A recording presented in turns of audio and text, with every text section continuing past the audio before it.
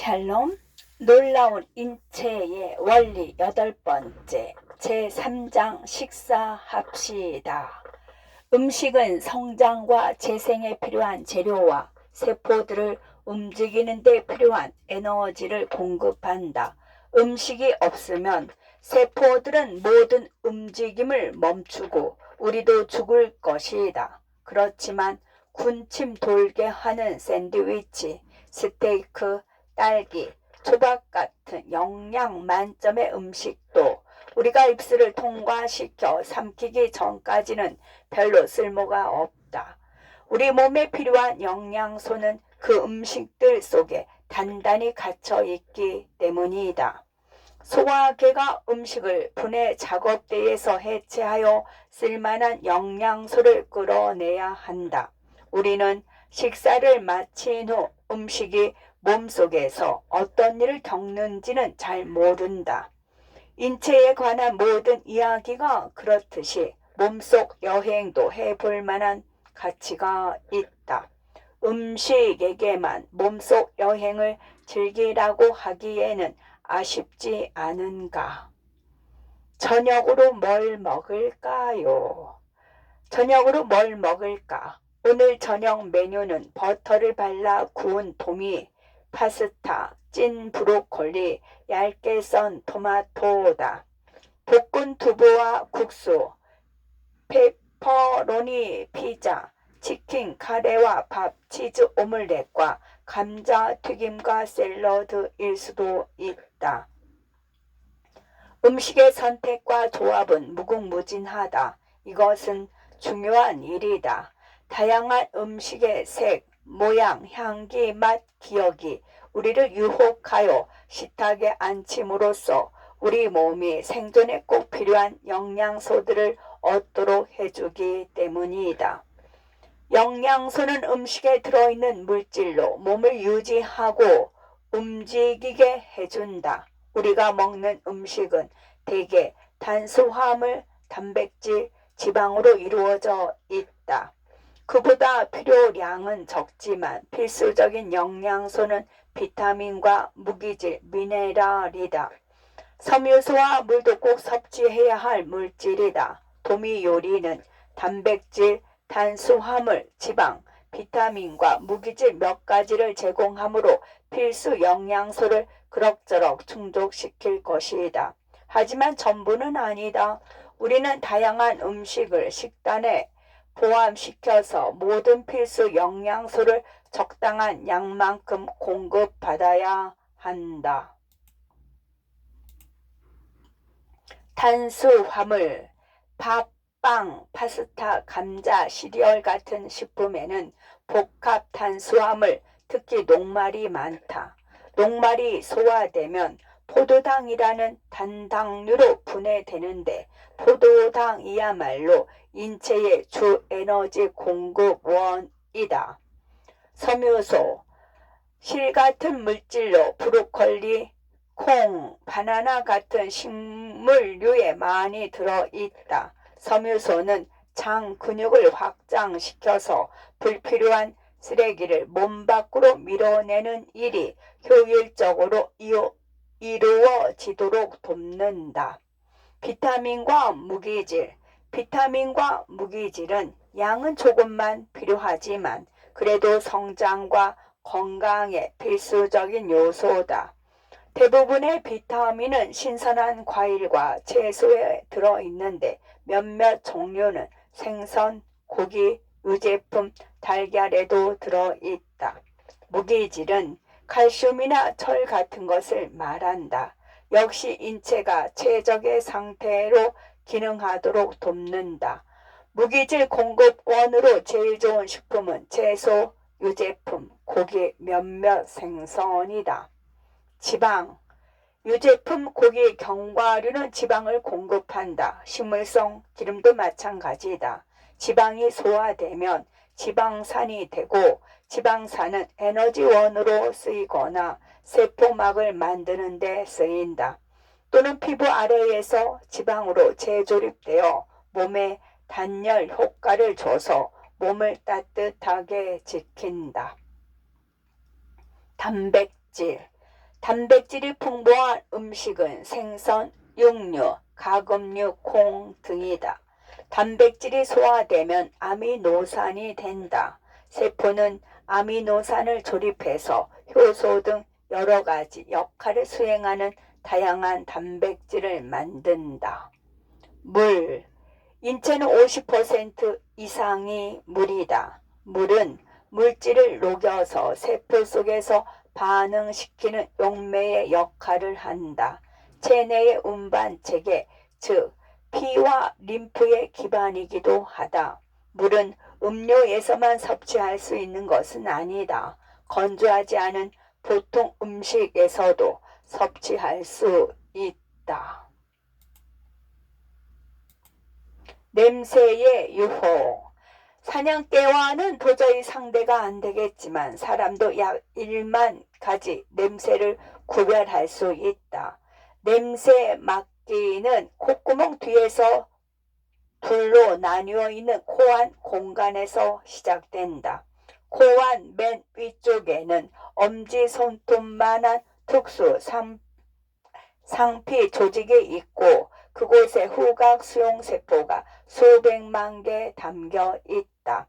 후각 수용세포 끄트머리에는 털 같은 선모가 한 다발씩 붙어 있고 그 선모에도 냄새 수용체가 있다. 들숨을 타고 들어온 냄새 분자는 물기 있는 점액에 녹은 뒤 선모에 있는 수용체와 결합한다. 그러면 후각 수용세포가 뇌의 후각 중추로 신호를 보내고 뇌가 냄새를 식별한다. 특정 후각 수용세포의 선모들은 한 종류의 수용체만 갖는다. 하지만 그 수용체가 여러 종류의 냄새 분자에 반응할 줄 안다. 게다가 냄새 분자의 서로 다른 부분이 서로 다른 수용체와 결합하기도 한다. 뇌는 이처럼 다양한 수용체에서 오는 풍성한 정보를 하나로 끼워 맞춘 뒤 어느 한 가지 냄새라고 인식한다. 그래서 우리가 뭔가 타는 냄새인지 그냥 요리에서 나는 냄새인지 구별할 수 있는 것이다. 후각 메시지는 감정과 기억을 담당하는 뇌 중추인 변연계로도 전달된다. 냄새가 어떤 감정을 일으키거나 기억을 떠올리게 하는 것은 그 때문이다. 좋은 맛. 좋은 맛. 맛은 식사의 필수적인 부분이다. 우리가 기분 좋게 느끼는 맛은 식욕을 부추기고 쓰거나 신맛은 지금 삼키려는 음식이 상했을지도 모른다는 것을 경고한다. 어느 쪽이든 미각은 혀 표면에 난 1만 개 가량의 작은 맛 감지기인 맛봉오리에 의존한다. 거울로 혀를 보면 자그마한 돌기가 잔뜩 난 것이 보일 것이다. 이것이 혀유두다. 혀유두에는 버섯유두, 성광유두, 실유두 세 종류가 있는데 앞에 두 가지에만 맛봉오리가 들어있다. 혀가 음식을 이리저리 놀리면 당이나 염 같은 작은 분자가 침에 녹아 맛봉오리로 흘러든다. 맛봉오리의 미각 수용 세포는 그것을 감지하여 뇌의 미각 중추로 신호를 보내고 그러면 뇌는 5가지 기본적인 맛을 감지한다. 단맛, 짠맛, 신맛, 쓴맛, 감칠맛이다. 실유두는 맛봉오리는 없지만 끝이 거칠기 때문에 혀가 음식을 잘 붙잡게 한다. 우리가 미끄러운 아이스크림도 혀로 잡을 수 있는 것은 실유두 덕분이다. 실유두는 또 뜨거움, 차가움, 촉감, 압력, 매운 고추를 먹을 때의 통증을 느낀다. 이런 감각이 맛과 냄새와 합쳐져서 하나의 풍미로 느껴진다. 독한 감기에 걸려본 사람은 잘 알겠지만 냄새는 맛의 중요한 동업자다. 후각이 없으면 미각은 평범한 감각들의 혼합에 불과하다. 조각내고 으깨고 조각내고 으깨고 비단 뱀이나 펠리컨과 달리 사람은 음식을 한 입에 꿀꺽 삼키지 못한다. 삼키기 전에 음식물을 작은 조각으로 부숴야 한다. 소화의 시작에 해당하는 이 행동을 담당하는 것은 치아로 무장하고 근육으로 힘을 얻고 침으로 기름칠을 한 씹는 기계다. 어른의 치열은 32개의 치아로 구성된다. 20개였던 전리에서 발전한 것이다. 치아는 사람의 잡식성 식단을 문제없이 처리한다. 끌처럼 생긴 앞니는 옆으로 미끄러지듯 맞물리면서 음식을 찢고 벤다. 뾰족한 송곳니는 잡고 뜯고 찢는다. 치아 머리가 넓고 치아도 드리가 2개 쏟아 있는 작은 어금니는 으깨고 씹는다.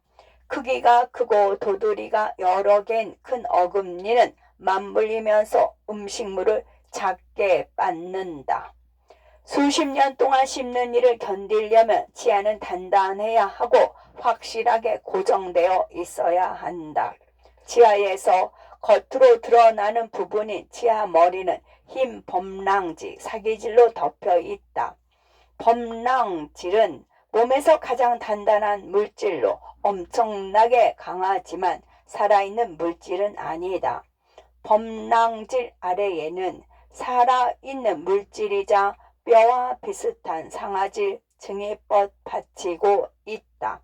치아뿌리 치근도 상아질이다. 뿌리는 턱뼈에 파인 이틀, 치조 공간에 쑥 들어가서 마치 시멘트를 바른 듯 단단히 고정되어 있다.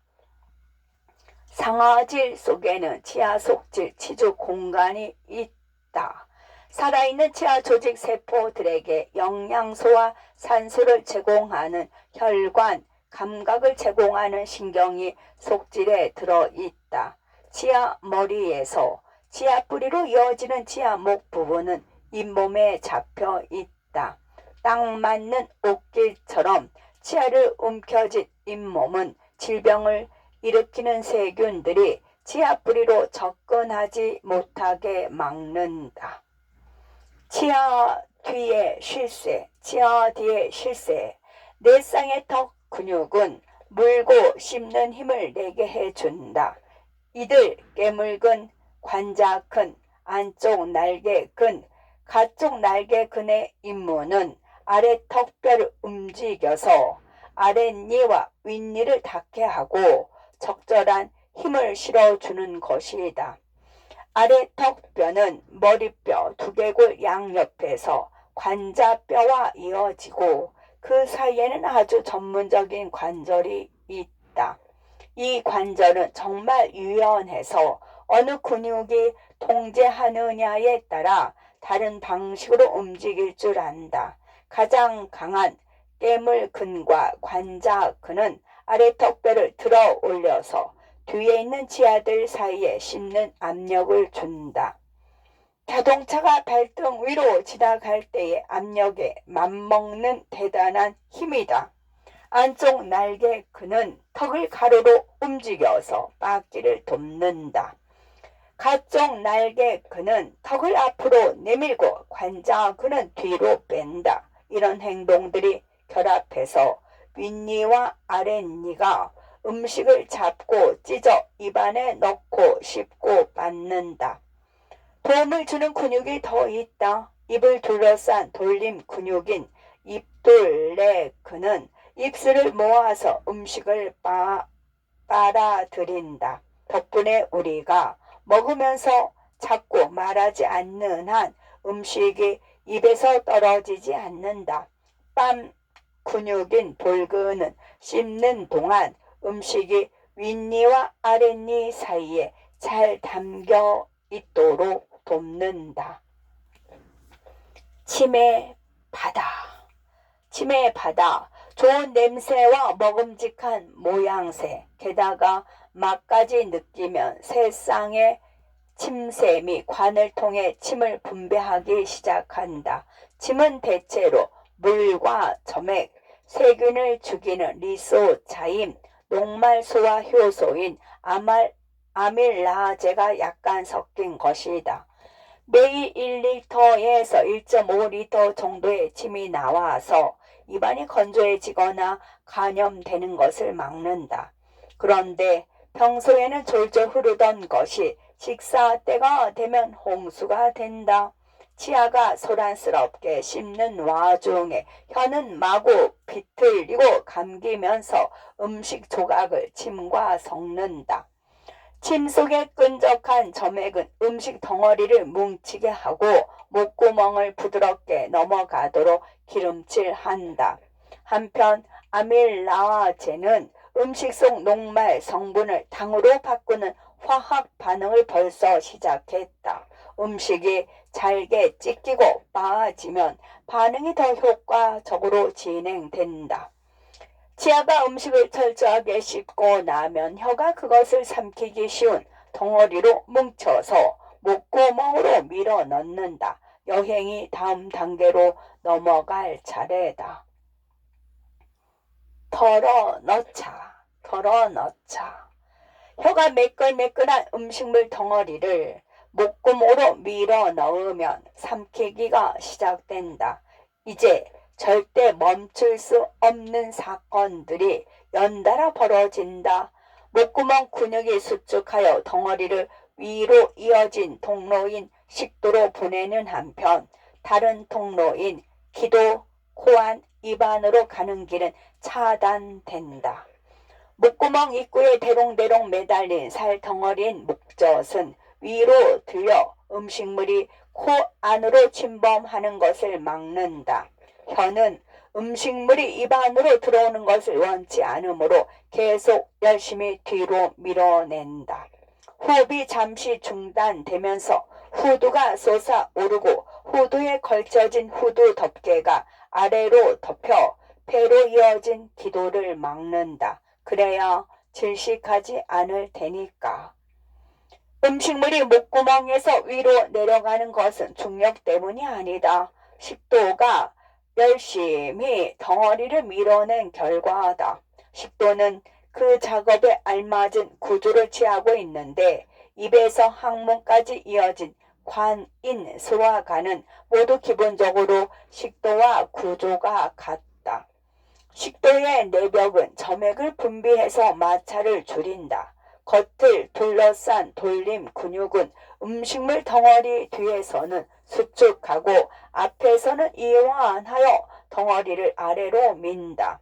한편 세로 근육은 덩어리 뒤에서 이완하고 앞에서 수축함으로써 원래 닫혀있는 통로를 열어준다. 이처럼 근육이 물결치듯 수축하고 이완하는 꿈틀 운동, 연동 운동 덕택에 음식은 6초 만에 목구멍에서 위까지 내려간다. 꿈틀 운동은 정말 강력하다. 우리가 물고서 나무 선 자세로 밥을 먹어도 꿈틀 운동이 중력을 거스리며 음식물을 위로 보낸다. 휴적고 저장하고 위는 기본적으로 식도와 작은 창자, 소장 사이의 주머니이다. 위 내막은 위액이라는 산성 소화액을 분비한다. 위벽은 둘이 아니라 세 가지 근육층으로 이루어진다. 세로 근육, 돌림 근육, 빗근육이 서로 다른 방향으로 정렬해 있다. 이 근육들이 강하게 수축해서 음식을 휘젓고 위액과 섞고 출구로 밀어낸다. 수축할 때는 위의 입구가 닫혀서 음식물과 위산이 식도로 역류하는 것을 막는다. 위의 소화 과정이 끝날 때까지는 출구를 고리처럼 감싼 낡은 조임근이 계속 수축해 있으면서 음식물이 샘창자, 12지장으로 넘어가는 것을 막는다. 샘창자는 작은 창자의 첫 부분이다. 음식을 소화하는 일 못지않게 음식물을 잠시 담아두는 것도 중요한 일이다. 위벽은 놀랍도록 탄력적이라서 상당히 많이 확장할 수 있다. 이렇게 잠시 가둬두는 구간이 없다면 음식물이 너무 빨리 작은 창자로 내려갈 테고, 그러면 작은 창자의 소화 활동이 효과적으로 이루어지지 못할 것이다. 미즙 이야기. 식도에서 음식물이 도착하면 위는 꿈틀 운동을 일으켜 그것을 반대편 끝으로 보낸다. 음식을 휘젓고 이기고 위액과 섞는 작업이 그곳에서 격렬하게 진행된다. 몇 시간쯤 처리하고 나면 삶은 조임근이 살짝 이완되고 위 근육근이 수축한다. 위는 부분적으로 소화된 수프 같은 음식물, 즉 미즙을 샘창자로 조금 품어낸다. 삶은 조임근은 여과기 역할도 한다. 큰 덩어리가 통과하려고 하면 조임근이 자동으로 오므라들기 때문에 액체 형태의 미즙만 샘창자로 넘어간다. 큰 입자는 도로 위로 들어가서 더 소화된다. 산성 목욕탕. 위 안쪽 면에 파여 있는 위샘은 매일 부식성 액체를 약 2리터씩 만들어서 위 오목이라는 수백만 개의 작은 구멍을 통해 배출한다. 위 오목 근처에는 위세포 표면을 매끄럽게 보호해 주는 점액을 분비하는 점액세포가 있다. 위샘 중간부터 아래로는 위산이라고 하는 염산을 만들어서 분비하는 세포들이 있다. 위샘의 대부분은 펩시노겐이라는 비활성 효소를 배출하는 세포로 이루어져 있다. 펩시노겐은 염산을 만나면 활성 효소인 펩신이 된다. 단백질 분해를 촉진하는 펩신은 산성 환경에서 작동하는 유일한 소화 효소다. 위는 자기 자신을 소화해 버리면 안 되기 때문에 투철한 방어 체계를 갖추고 있다. 내벽 세포에는 점액을 두텁게 덮어서 위액과의 접촉을 막는다. 손상된 세포는 재빨리 교체되고 일주일마다 한 번씩 내막 전체가 새 것으로 바뀐다. 위액은 음식과 음료를 통해 몸으로 들어온 병원성 세균을 죽이는 데 효과 만점이다.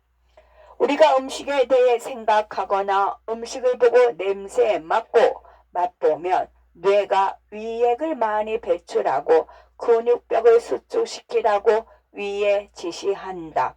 거꾸로 위가 비면 위액 분비와 수축 활동이 감소한다. 소화하고 흡수하고.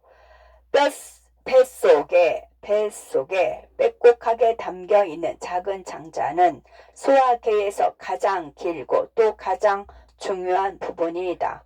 위를 떠난 음식물은 잘 으깨졌지만 소화는 거의 되지 않은 상태로 길이 6m, 폭 2.5cm가 채 안 되는 작은 창자로 들어간다. 음식물은 작은 창자를 지나면서 영양소를 모두 빼앗기고 물만 남은 쓰레기가 되어 큰 창자 대장으로 버려진다. 여행 중에는 두 가지 일이 벌어진다. 첫째, 수많은 효소가 음식 분자들을 철저하게 소화하여 기본적인 구성 물질로 분해한다. 둘째, 주로 포도당, 아미노산, 지방산 같은 구성 물질이 혈류로 흡수되어 수십 조개의 체세포에게 배달된다. 효소 없는 소화는 선수 없는 축구 경기나 마찬가지다. 아무 일도 안 일어나니 아무 결과도 생기지 않는다. 효소는 세포 안팎에서 일어나는 화학 반응의 속도를 수천 배, 심지어 수백만 배 빠르게 만들어주는 단백질이다. 하나의 효소는 한 종류의 화학 반응에만 작용하는데 소화관 속 효소들의 임무는 큰 음식 분자를 잘게 부수는 것이다. 효소가 물 분자를 가위 삼아 큰 분자를 싹둑 자르는 화학 반응을 가속하므로 우리가 먹은 식사는 금세 단순한 구성 요소로 분해된다. 효소가 없다면 불가능한 일이다. 효소가 아미노산 2개로 만들어진 분자 하나를 쪼개는 과정이다. 우선 효소는 적당한 분자에 붙는다. 자물쇠에 꼭 들어맞는 열쇠처럼 다음으로 물 분자가 끼어들어서 두 아미노산의 결합을 끊는다. 아미노산들이 떨어지면 효소는 다른 분자를 처리하려고 떠난다. 효소 자체는 이 과정에서 아무런 변화도 겪지 않는다. 샬롬.